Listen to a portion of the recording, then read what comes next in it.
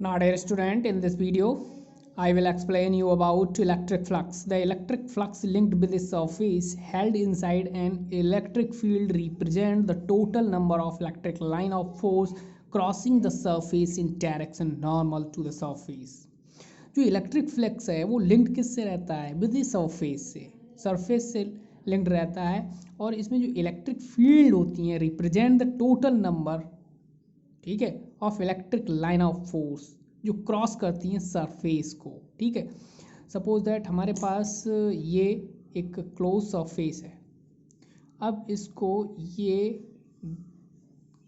Electric field कितनी है? 1 2 3 4 electric number of electric field line कितनी है? 4। ये 4 इलेक्ट्रिक फील्ड लाइन इसको क्रॉस कर रही हैं क्लोज सरफेस को, तो इसका इलेक्ट्रिक फ्लक्स कितना हो गया? 4 हो गया।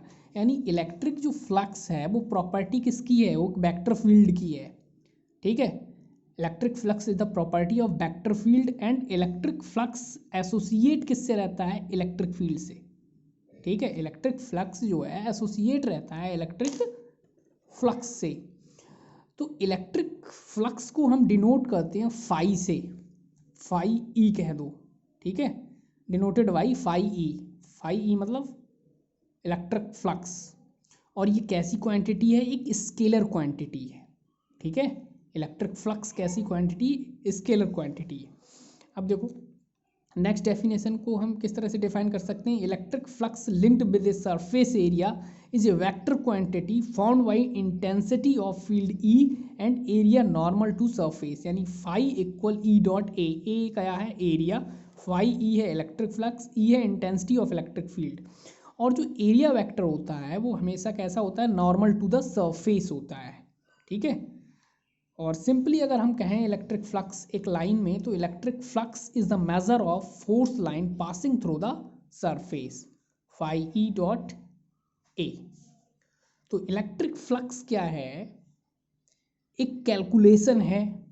ठीक है, एक मेजरमेंट है। ठीक है, number of electric field lines का जो पास होती हैं क्लोज सरफेस से। ठीक है, अब इसका है एक relation between electric field intensity and electric flux, एक रिलेशन है। ठीक है, अब उस रिलेशन को हम करते हैं। अब हम एक रिलेशन को एस्टैब्लिश करते हैं phi E equal E dot D S को। ठीक है, सपोज करते हैं ये हमारे पास एक यूनिफॉर्म इलेक्ट्रिक फील्ड है। कैसा फील्ड है? यूनिफॉर्म इलेक्ट्रिक फील्ड है। ठीक है, और इसकी डायरेक्शन है इस तरह से, यूनिफॉर्म इलेक्ट्रिक फील्ड ई है। अगर सपोज करो ये हमारा टोटल सरफेस एरिया, ये एरिया है टोटल। ठीक है, वो क्या है हमारे पास? ए है। और ठीक है, अब इस एरिया से कितनी number of field lines pass हो रही हैं इस समय? 1 2 3 4 5 6। तो इलेक्ट्रिक फ्लक्स फाई कितना हो जाएगा? 6। ठीक है, सपोज दैट अब इस हम इलेक्ट्रिक फील्ड जो हमारा एरिया है इसे हम क्या कर दें? इस तरह से थोड़ा सा। ठीक है, इस तरह से कर दिया हमने इसे, सपोज करो ये कर दिया एंगल बनाते हुए एक। ठीक है, अब ये एंगल यहाँ से बना रहा है थीटा। अब नंबर ऑफ फील्ड लाइंस, पहली कंडीशन ये है, फर्स्ट कंडीशन में अगर ये है हमारे पास टोटल एरिया ये है, और इसका एरिया वेक्टर कहाँ था? इसका area normal to the surface, ये इसका एरिया वेक्टर हो गया। ठीक है, अब हम क्या करेंगे? इसे हमने थोड़ा इस टाइप से थीटा एंगल बनाया, तो इसमें नंबर ऑफ फील्ड लाइंस कितनी क्रॉस कर रही हैं? 1 2 3 4। यानी इलेक्ट्रिक फ्लक्स इसका क्या हो गया? सेकंड वाली कंडीशन में, ये सेकंड कंडीशन है, सेकंड वाली कंडीशन में इलेक्ट्रिक फ्लक्स हो गया कम। ठीक है, ये आ गया पॉइंट पी। ठीक, ये थीटा है तो ये थीटा होगा, इससे पी कह दिया, इसे कह सकते हैं एन और इसे कह दो एम।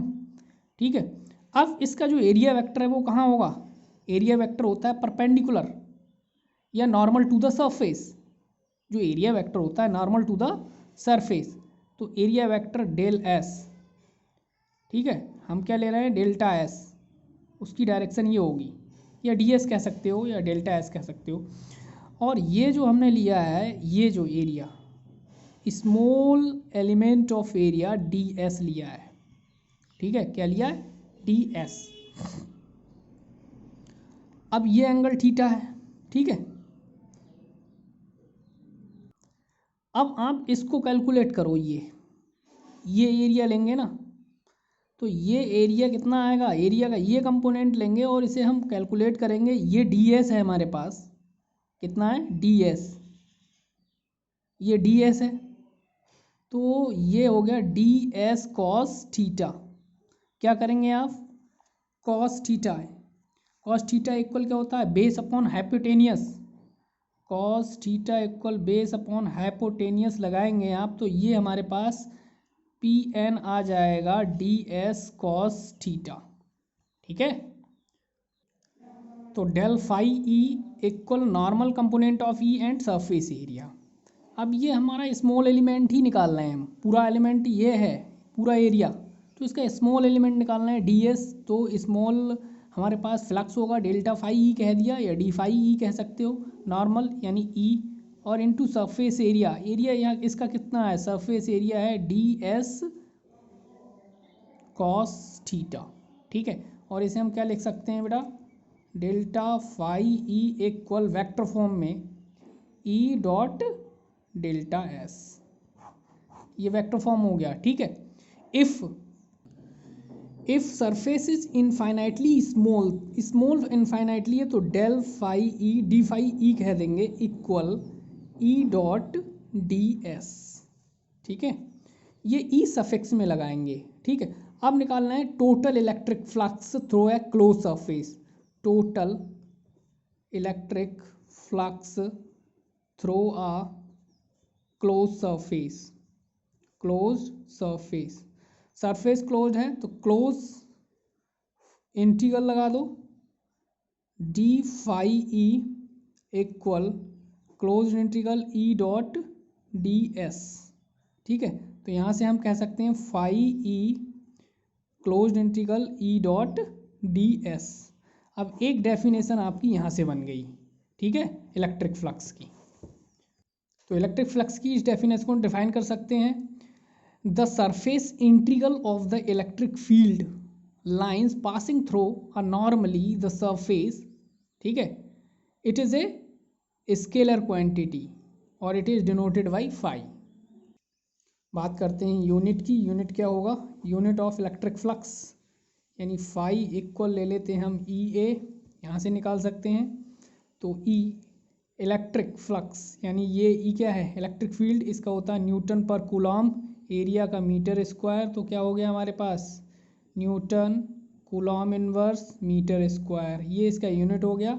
और इसकी डायमेंशन, डायमेंशन बेटा क्या करेंगे आप, सबसे पहले ई इलेक्ट्रिक फील्ड की निकाल लेना, ठीक है। और इलेक्ट्रिक फील्ड का E equal F upon Q से निकाल लेंगे, और मैं डायरेक्टली लिखता हूँ यहाँ M L Q T minus Q A minus one, ये आपकी इसकी डायमेंशन हो गई। नेक्स्ट थिंग ये है कि इलेक्ट्रिक फ्लक्स कैसा हो सकता है, इलेक्ट्रिक फ्लक्स फाई ई हमारा पॉजिटिव भी हो सकता है, नेगेटिव भी हो सकता है एंड जीरो हो सकता है। इट इज़ डिपेंड ऑन, किस पर डिपेंड करेगा, डिपेंड्स ऑन एंगल पर, एंगल यानी थीटा पर, ओके। अब केसेस हैं electric flux, electric flux along the, electric flux के 3 केसेस हैं, जैसे हमारे पास फार्मूला है phi E equal E dot A cos theta, ठीक है। कहीं कहीं फार्मूला आप ये भी यूज करेंगे phi E equal E dot D S cos theta. बेटा यहाँ ए एरिया के लिए लिया गया है, डी एस एरिया के लिए लिया गया है, ठीक है। दोनों ही तरह से आपको फार्मूले लिखे हुए मिल सकते हैं, आप कन्फ्यूज़न ना हो, ए भी एरिया है और डी एस भी हमारे पास एरिया वेक्टर है।